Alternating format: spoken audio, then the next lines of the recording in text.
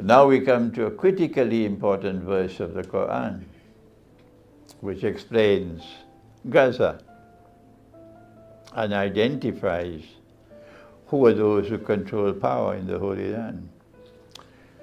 In Surah Al-Anbiya of the Qur'an, Allah speaks and He says, وَحَرَامٌ عَلَى قَرْيَةٍ أَهْلَكْنَاهَا أَنَّهُمْ لَا يَرْجِعُونَ. But He speaks of a town. He destroyed the town. He expelled the people of the town. He then placed a ban on them that they could never return to reclaim that town as their own. Hatta, until when? إِذَا فُتِحَتْ يَأْجُوجُ وَمَأْجُوجُ. Until Gog and Magog are released. The barrier is brought down by Allah. Gog and Magog are released.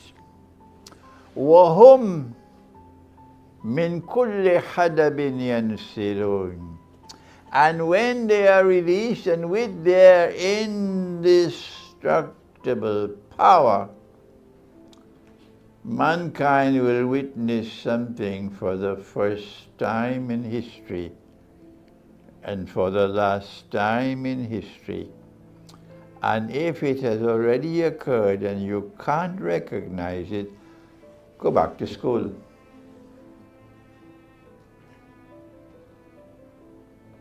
A people who hitherto had never walked on the stage of history will now suddenly emerge on the stage of history. And they will have power that none can resist. Not even Tipu Sultan in India. And they will use their power to oppress and to crush and to corrupt and to destroy. And they will spread out all over the world and take control of power in the world. My critics, who don't think and have lost the capacity, they say, show me the hadith. Yes, I feel so sad for them. A people who have power that is unique in mankind, but even Zulkarnain cannot match them, and who use power to oppress and to destroy, will spread out all over the world, and hence with even 2 ringgits worth of common sense, that's all, you would recognize that they would take control of power in the world. When that happens, Gog and Magog will bring these people back to that town from which they were expelled. حتى إذا فتحت يأجوج ومأجوج وهم من كل حدب ينسلون. It was a very famous Islamic scholar from India before Pakistan was born. His name was Dr. Muhammad Iqbal, and if you want to read his book, I suggest to you not only read it, study it. The Reconstruction of Religious Thought in Islam. Read that book. He was also a poet, and he wrote a couplet in Urdu which shook the whole of India, that all the armed forces of Gog and Magog have now been released. So Muslims, please pay attention to this verse in the Quran in Surah Al-Anbiya. That's what he said. So now, which town is it? Allah says He destroyed the town. He says He expelled the people of the town. He said He placed a ban on them. They could never return to that town to reclaim it as their own until Gog and Magog have been released. And they spread out in all directions. Which town is it? If you're sleeping, please wake up. Which town is it? My method to answer that question is to go to Nabi Muhammad alayhi salatu wasalam, because he was sent to teach the Qur'an. وَلِيُعَلِّمُكُمُ الْكِتَابِ. So what does he say about Gog and Magog, and which town is it that's connected with Gog and Magog? And when I go to Nabi Muhammad alayhi salatu wasalam, he says that Allah will destroy Gog and Magog in Jerusalem.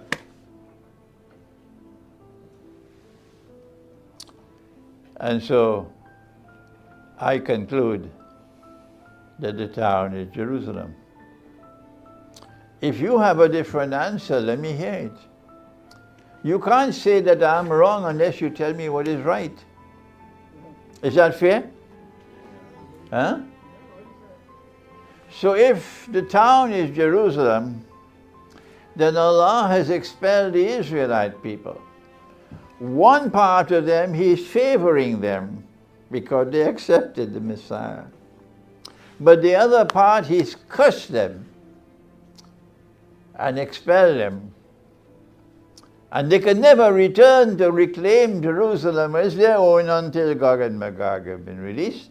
And they spread out all over the world. So, who brought the Jews back to Jerusalem? Malaysia, did you hear that question? Who brought the Jews back to Jerusalem after 2,000 years to reclaim Jerusalem as their own? My audience today here at Finas is a small auditorium, but it's packed. It's an intelligent audience, many of whom came to school as classmates in that school, Abdurrahman, Tunku Abdurrahman School. Tunku Abdurrahman, yes. Yeah, Tunku Abdurrahman School, yes. Yeah. May Allah keep you close to each other for many more years to come. Who are those who brought the Jews back to Jerusalem to reclaim it as their own? If you can answer that question, you know who are Gog and Magog. If you can answer that question, you'll identify Gog and Magog from the Qur'an. From the Qur'an. And the answer is that it is modern Western civilization who appeared on the stage of the earth, the world, and triumphed over and took control of the world, and every single other civilization is now demonized, including the civilization of Islam. And the modern West proclaimed, we are the best and we are the last and there is none to come after us. And all other civilizations, including the civilization of Islam, now belong to the museums of history. That's what they said.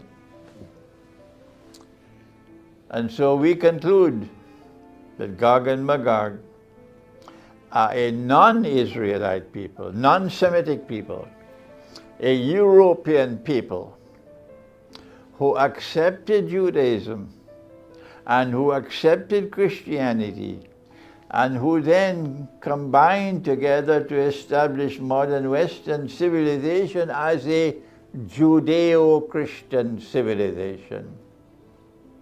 And Gog and Magog are those who control power in the modern West. I am confident that I am correct and I am explaining the Quran correctly. But my critics are universal all over the world, and they're all taking pot shots at me and calling me all kinds of bad names and so on. But I have a message for them. If it is truth, it will survive and you can do nothing to stop it. If this is truth, it will survive and you can do nothing to stop it. Allah will take me away from this world, but there will be students who will continue the work. And so those who control power in Israel today are the same people who control power in the modern West. The Prime Minister of Israel today, I believe, was born in Ukraine. Was it? Poland? Yeah. And many of the people who control power in Israel today were born in Ukraine and in that area of the world. Yeah. They are European people. They are not Israelite people. And so now then, we have the Quran explaining to us what's happening in Gaza. That it is not Israelite. It is not Banu Israel which is responsible for this facade, but rather Gog and Magog. And Gog and Magog are taking the Jews to their ultimate destruction. But they don't know that. Setting them up for their ultimate destruction, but they don't know that. How do you defend yourself from Gog and Magog? Does Hamas know it? I don't like to use the term Hamas. I don't like to use the term Taliban. I don't like to use the term Houthi. I prefer to use the term the authentic Islamic resistance. But if you are in the Holy Land and you do not understand what the Quran says about events evolving in the Holy Land, you're going to make mistakes. And they wouldn't listen to me. The answer is you cannot defeat Gog and Magog. Go ahead and try. If you differ with me, go ahead and try. Whether you are the Islamic resistance in the Holy Land, or you're Hezbollah, or you're Iran, you cannot defeat and destroy Gog and Magog. No. Well then, what can we do about Gog and Magog? How do we respond to the oppression in the Holy Land? Before I turn to Russia, let me first quote the hadith of our Prophet ﷺ. He said, as only a prophet could say, that a Muslim army is going to march from Khorasan, and it will be an unstoppable army. No one can stop that army until it reaches Jerusalem.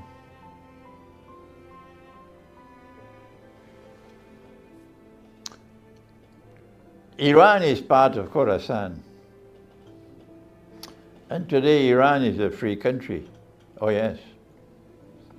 It's only a free country who could reply when Israel attacked a diplomatic compound Iranian diplomatic compound in Damascus with 300 missiles against Israel, including supersonic and hypersonic missiles. Only a free country could do that. Afghanistan is a part of Khorasan, and Afghanistan is a free country, thanks to the women of Afghanistan. They are the best women in the world of Islam. Why? Because the women of Afghanistan gave birth to sons and raised those sons to fight and to defeat the Soviet Union, to fight and to defeat Pax Britannica. And just recently, Pax Americana had to put its tail between its legs and flee from Afghanistan. And then Imran Khan declared in Pakistan, that's why he's in jail now.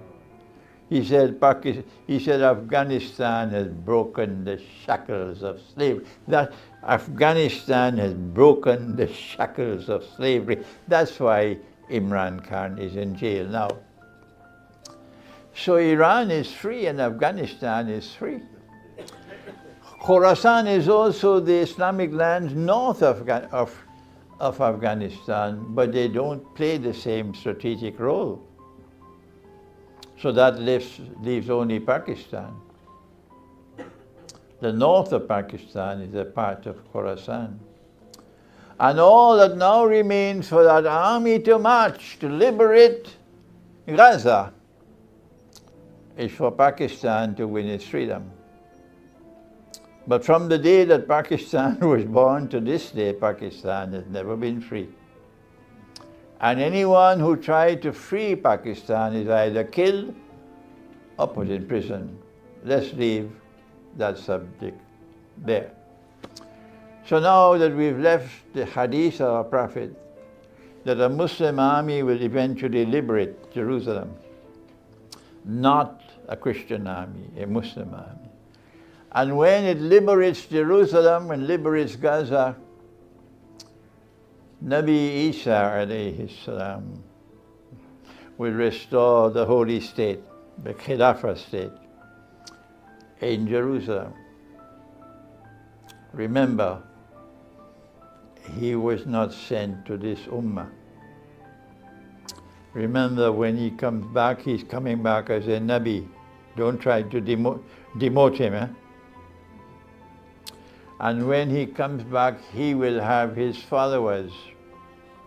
This is in the Quran. Be careful, be careful, be careful. When he comes back, he will have his ummah. Be careful, because this is in the Quran.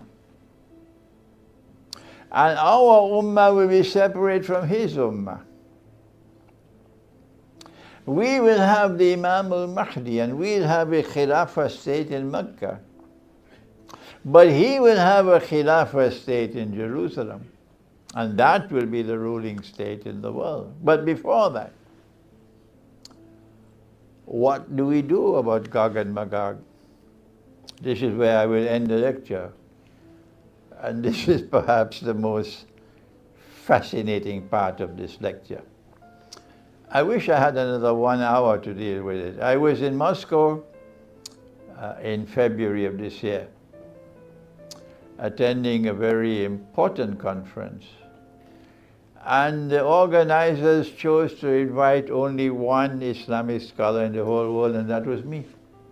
They honored me.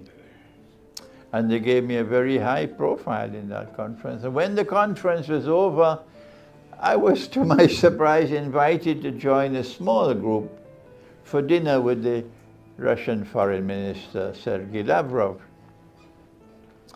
And he spent 2 hours with us, and it was a very, very, very interesting time. He took off his tie, he was comfortable, he was joking and laughing, and everything in English because Imran doesn't know Russian.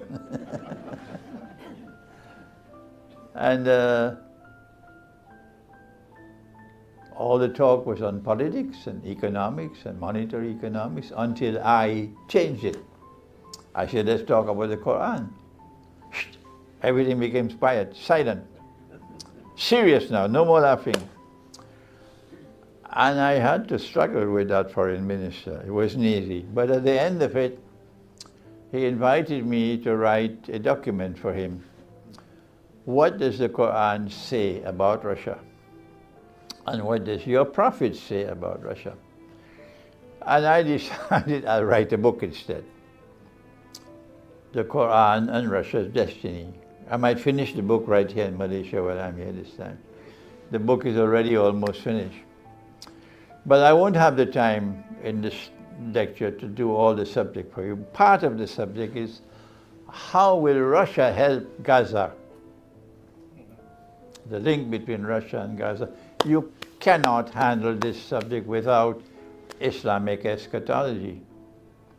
Maybe in this gathering here, there'll be those who have this thirst in their heart, as I had it when I was 18, to become a scholar of Islam, while others become medical doctors and engineers and businessmen and so on.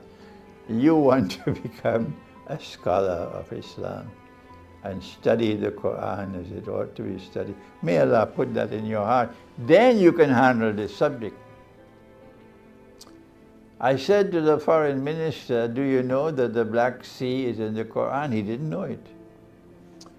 I said, the Black Sea took us to Gog and Magog. Do you have any knowledge of that subject? He said, no, I know nothing about Gog and Magog.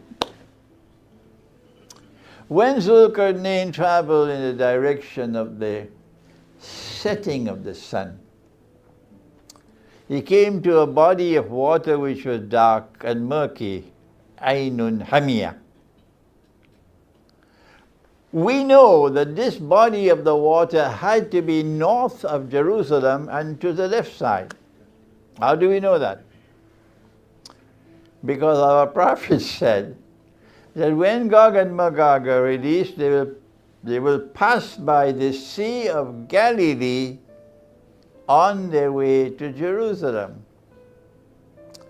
And so the geography of this Quran identifies the body of water which is dark and murky to be north of Jerusalem and has to be on the left side of Jerusalem. There are only two bodies of water. The Mediterranean, I hope you studied geography at school.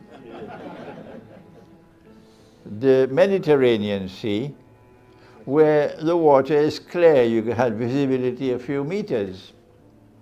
And then the only other body of water is known as the Black Sea. Why Black Sea? Because visibility is very shallow because of all the algae in the water. That's why it's called the Black Sea, and many of the Mufassirun of the Quran have identified this sea in the Quran where Zulkarnain reached to be the Black Sea. So the first Qarn of Qarnain is the Black Sea. Why does Allah use the word Zulkarnain? Why? Qarn could mean a horn, and Qarn can mean a generation, a people, an age, an epoch. Which one is it? Zulkarnain is someone who possesses two Qarns. Is it two horns? Or is it two times in history? Is it two horns?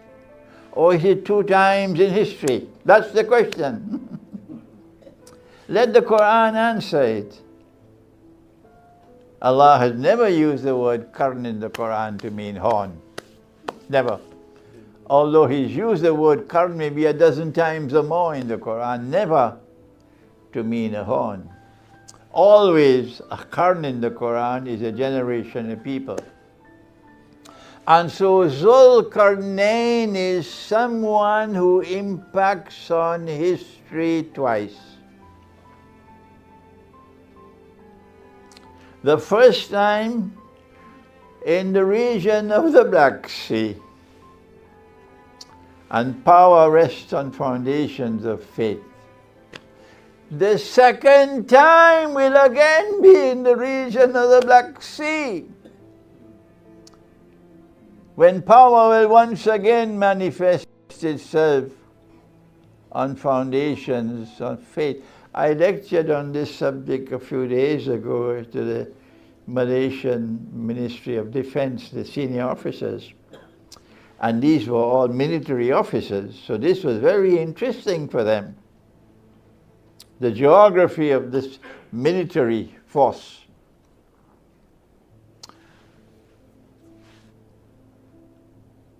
When will power return? Because it's Qarnain, Zul Qarnain, twice in history. Zul Qarnain, not two horns. So when will the second Qarn occur?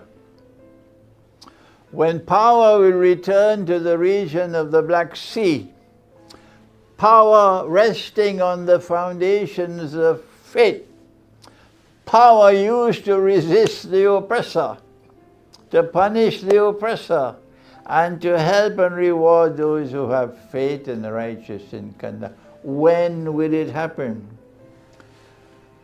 It could not be the Ottoman Empire, because the Ottoman Empire was an oppressor waging bogus jihad on the Orthodox Christians, and I'm prepared to answer your questions if we have a question and answer session. I dismiss the Ottoman Empire.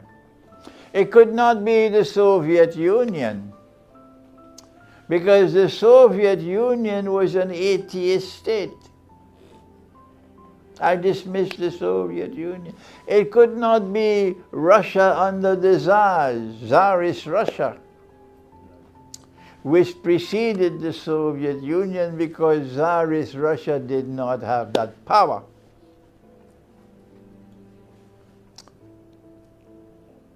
But after the Soviet Union folded her tent and disappeared into the darkness of the night of history, mysteriously so. Mark my words, mysteriously so. Russia quickly recovered her profile as a Christian country. Russia quickly returned to her Orthodox Christian heart. And then something also happened that Allah helped Russia. With missiles being able to fly as fast as the twinkling of an eye. Does that ring a bell for you? For those who are sleeping, wake up. A missile flying as fast as the twinkling of an eye. Is this in the Quran? Huh? Yes, it is. For those who think. The rest eat their roti canai and go to sleep. But there are those who think. And I am here to invite you to think. My teacher was pleased with me because I gave him more trouble than any other student. I will never accept anything he taught to me, nothing, until I was convinced that he was correct. I will go to him and tell him, Maulana, I don't agree with you. He never made an effort to ever convince me. He would simply smile and say nothing. That's all. This is a teacher. 3 or 4 months later, I'll come to him and say, Maulana, now I agree with you. Why? He says, I'm not going to put you on my back and climb the mountain. I'm going to teach you to climb the mountain. That was a teacher. So now, Nabi Sulaiman alayhi salam, he asks his court, who can bring me her throne? Bilqis. But that is Yemen, and this is Jerusalem, about 2,500 kilometers. It'll take about 2 months for a camel to bring it. There were no Toyota Camry in those days.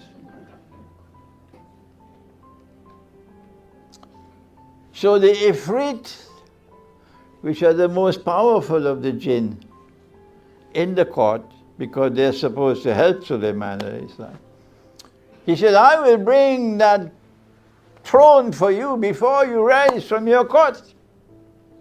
My gosh, that is a feat. For this jinn to bring that throne all the way from Yemen to Jerusalem, that is what modern Western civilization inherited. Yes. But then guess what happened? You know it, of course. Someone who had the knowledge of the Kitab, he said, I can bring that throne for you faster than the winking of an eye. Which Kitab? No, not the Qur'an.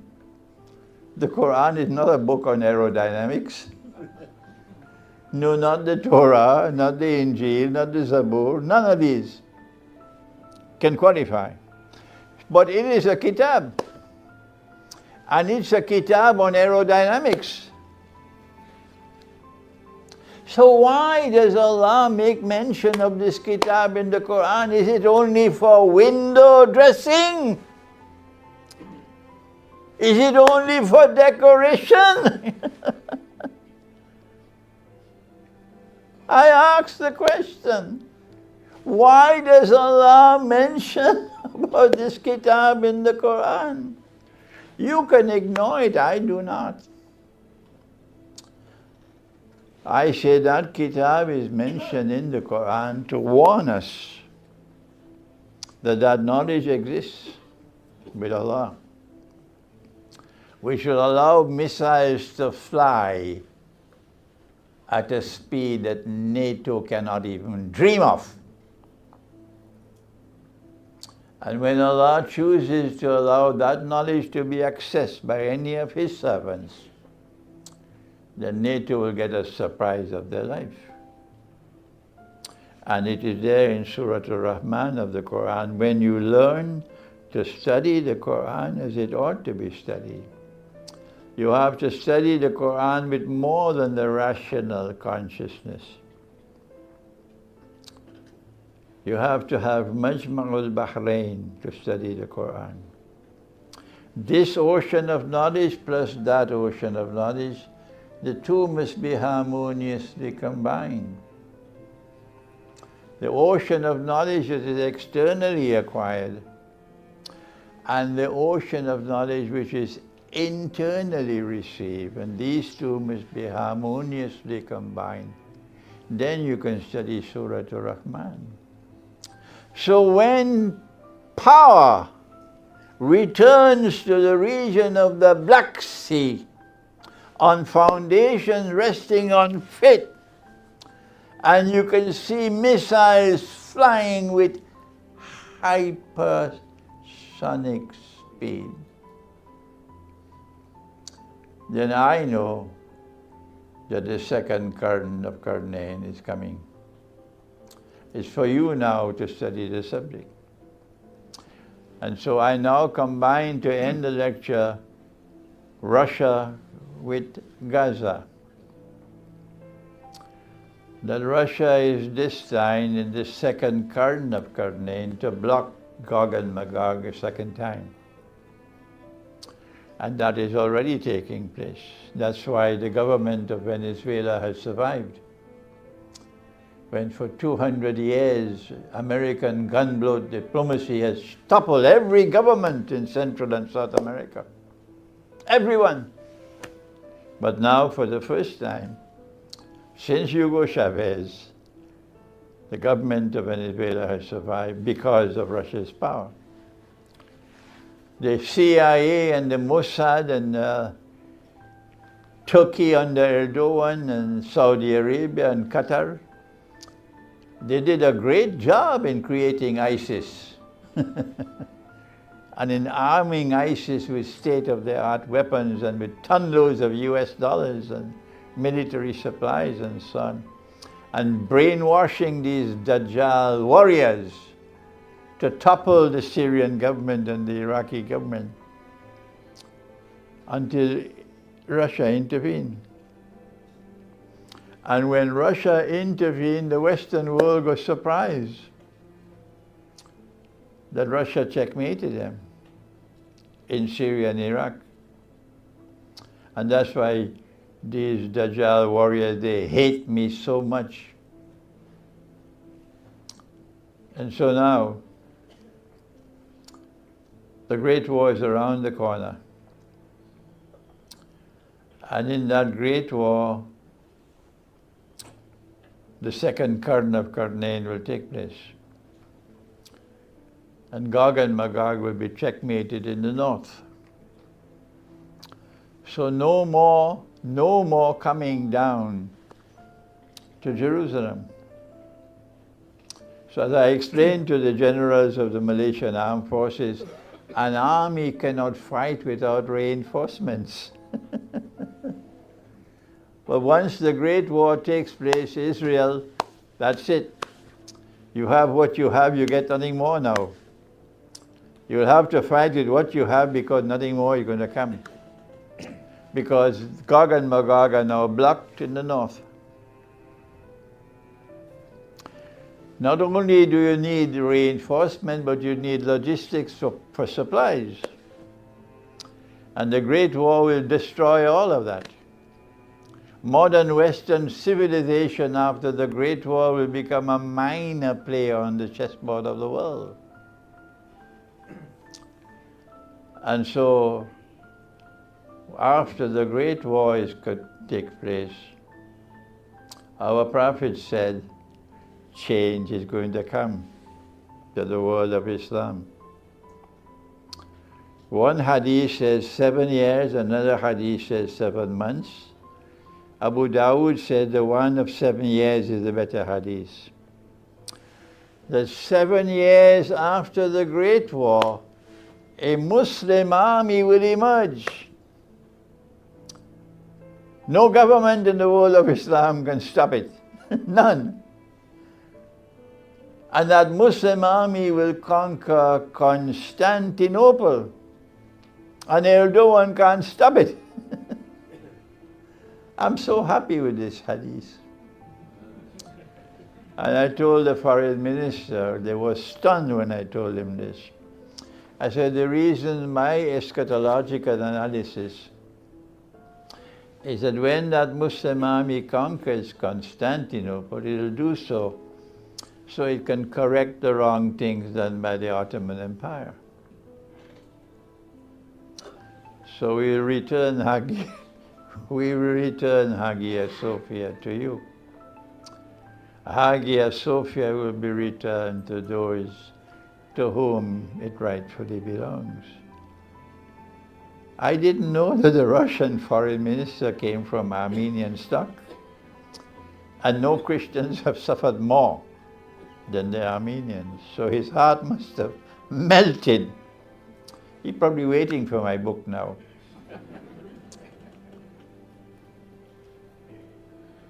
And so when the second Qarn of Qarnain takes place, it's goodbye Israel. Because when Israel sees a Muslim army conquering Constantinople, and the Ummah of Muhammad ﷺ and the Ummah of Nabi Isa ﷺ coming together in fraternity, Israel will know the end is close. It is after the conquest of Constantinople, only then will Dajjal appear in human form. Because he's already taken Israel for a ride. And it's the last ride on Israel will ever go. And Israel's fate is sealed once the Great War takes place and the Muslim army conquers Constantinople. That's enough for today. I've given you an appetizer on Islamic eschatology. If you have a thirst in your heart, this is the time.